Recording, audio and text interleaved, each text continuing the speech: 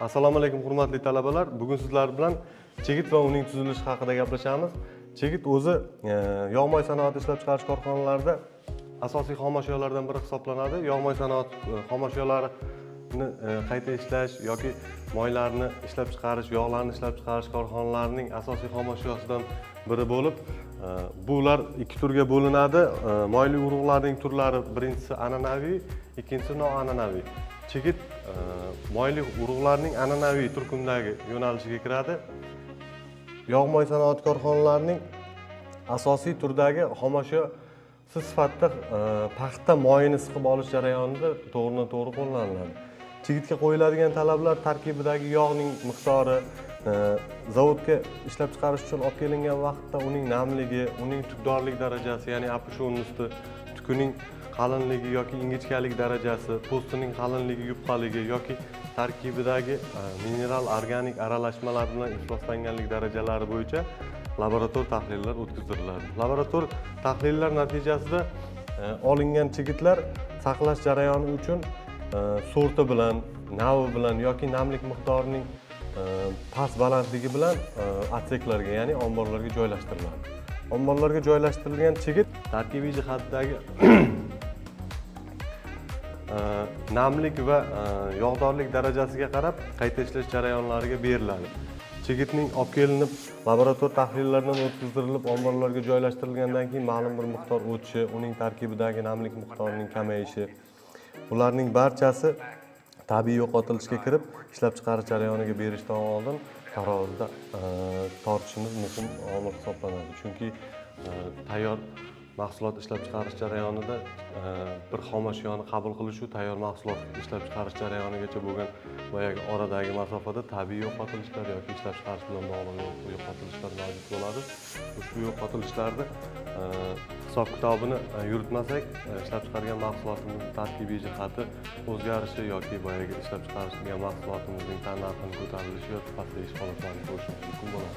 Endi chigitga qaytadigan bo'lsak, chigitning tarkibida asosan birinchi sort, ikkinchi sort, uchinchi sort navlarga bo'lganimizda yog'dorlik miqdori 21% gacha boyagi birinchi sort chigitlarimiz tarkibida uchraytirgan bo'lsa, ikkinchi sort, uchinchi sort chigitlarimiz tarkibida 18, 19, 17 shu va shundan pastroq holatdagi moy miqdorini ko'rishimiz mumkin bo'ladi.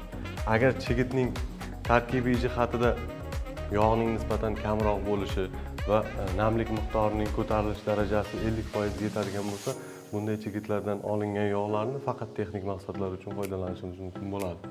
Endi chigit paxta mahsulotining, paxta ekinining mevasi hisoblanadi. Ushbu meva 1 yillik o'simlik hisoblanadi. Boyagi 1 yillik o'simlikda tarkibiy jihatidan o'simlikni mevalarini hisobga oladigan bo'lsak, 100 ta gacha ko'sak berib, boyagi 100 ta ko'sakdan har birining ichida chigit miqdori 25 tadan 40 tagacha bo'lishini kuzatishimiz mumkin bo'ladi. Endi chigitni saqlash jarayonida asosan usti yopiq tizimdagi saqlash omborlaridan foydalanamiz. Saqlash omborlarining usti yopiq bo'lishi, atroflarining ochiq bo'lishi, boyagi havo aylanmasining yaxshi bo'lishi va chigitning namlik miqdoridan xalos bo'lishida va o'sha namlik miqdori qancha kamayadigan bo'lsa, uning tarkibidagi gazsiz qulay vaziyat paydo bo'lgandan chigitning tarkibidagi yog' miqdorini kamaytirishiga va kuyib qolish jarayonlariga olib kelmasligi uchun nisbatan ochiqroq bokslarda yoki ochiqroq omborlarda saqlash holatlarini ko'rishimiz mumkin. Saqlangan chigit ishlab chiqarish jarayoniga berishdan oldin tarozida tortiladi deb aytib o'tib ketdik. Tarozida tortilgandan keyin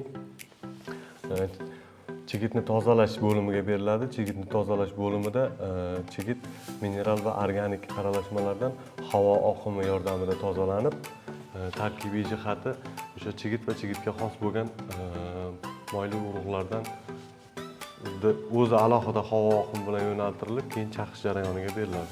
Chaqish jarayonida birlamchi chaqish jarayonida 70% gacha, ikkilamchi chaqish jarayonida 99-100% gacha chaqish amalga oshiriladi. Chaqish jarayonida amalga oshiriladigan qurilmamiz chaqish apparati yoki diffusion shitl deb ataladi. Bu qurilmamiz o'sha chigitni mag'zidan ajratib beradi. Undan keyin mag'izdan ajratilgan chaqilmamiz sheluxa miqdori, ya'ni chigitning qobig'idan mag'izini alohida ajratish uchun bitr separatorlarga, ya'ni qo'shramli elaklarga berilib, qo'shramli elaklarda elinib sheluxa omboriga yo'naltiriladi.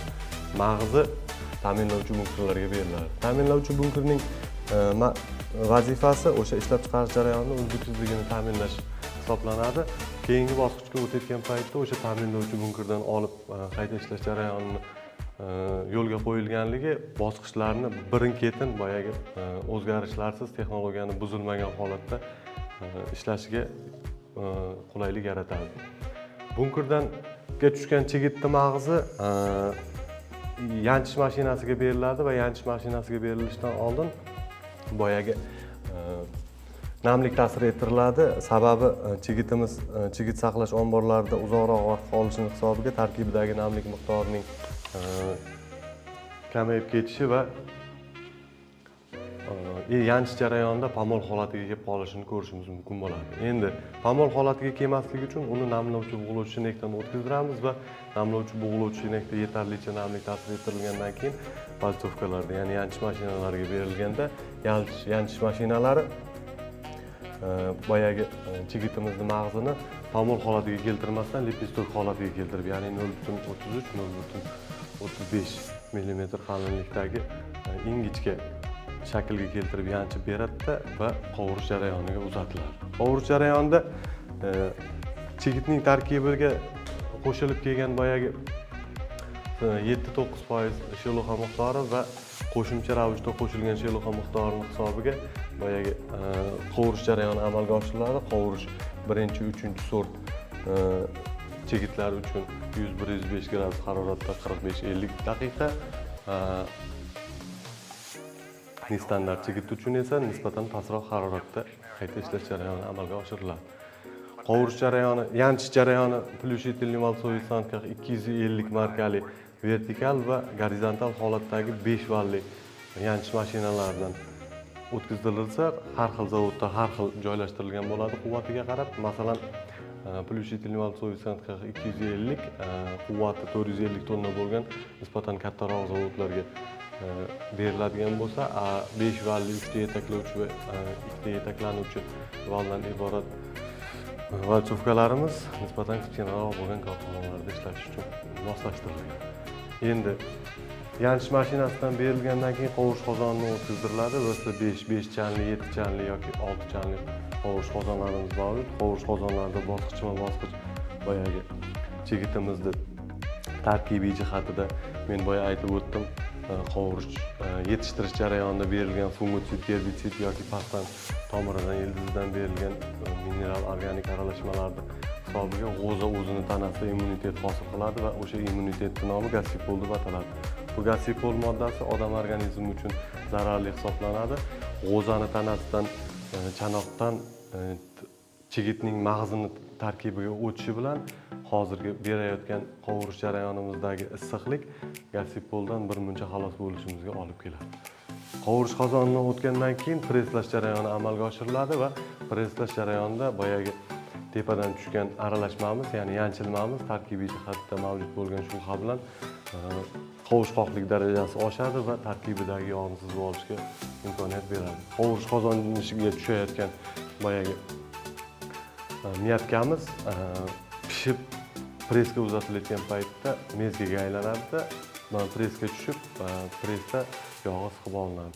Presslash qurilmalarimiz NSH markali, G24 va R3 MOA shaklidagi qurilmalarimiz mavjud. Bularning eng kattasi R3 MOA bo'lib, germanskiy qurilma hisoblanadi. Soatiga 1 sutkasiga 220 tonna, 250 tonna mahsulotni xomashyodan boyagi yog'ini siqib olish jarayonini amalga oshirish mumkin bo'ladi. Men hozir gapirib o'tgan narsalarimiz barchasi an'anaviy turdagi moyli urug'lar uchun moslangan. Noan'anaviy o'simlik urug'laridan moy olish esa birmuncha soddaroq, chunki tarkibidagi maqsadimiz uni tarkibidagi foydali makro-mikroelementlarni saqlab qolish bo'lganligi uchun unga issiqlik ta'sir ettirmasdan to'g'ridan-to'g'ri холодный rejimda yoki sovuq holatda moyni siqib olib qayta ishlaymiz. Keyingi darslarimizda xudo xolasa noan'anaviy turdagi moyli urug'lardan yog' olish va qayta ishlash jarayoni haqida gaplashamiz. Bugungi darsimiz shulardan iborat.